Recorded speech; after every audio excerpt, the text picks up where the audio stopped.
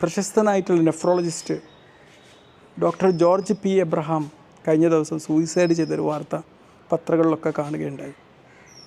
അദ്ദേഹം എന്തിനു സൂയിസൈഡ് ചെയ്തു? അദ്ദേഹത്തിൻ്റെ വ്യക്തിപരമായ കാര്യങ്ങളായിരിക്കാം. അതിനെക്കുറിച്ച് ഞാൻ ചിന്തിച്ചിട്ടില്ല. അതിനെക്കുറിച്ച് റിപ്പോർട്ടും അധികം കണ്ടിട്ടില്ല.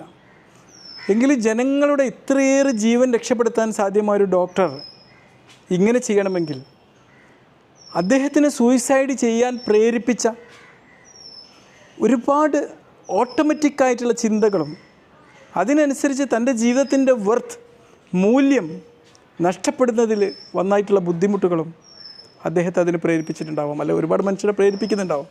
ചിലപ്പോൾ എന്തെങ്കിലും ശാരീരിക അസ്വസ്ഥതകൾ ഉണ്ടാകുമ്പം ഈ ശാരീരിക അസ്വസ്ഥതകൾക്കനുസരിച്ച് എന്തെങ്കിലും ശരീരത്തിൽ ഒരു രോഗം ഉണ്ടാകുമ്പം ആ രോഗത്തിനനുസരിച്ച് ശരീരത്തിൽ നിന്ന് ചില പെയിനുകളും മറ്റും വരുമ്പോൾ ഇതിനെ സഫർ ചെയ്യാൻ, ഇതിനെ ഉൾക്കൊള്ളാൻ, ഇതിനെ മറികടക്കാനുള്ള ഒരു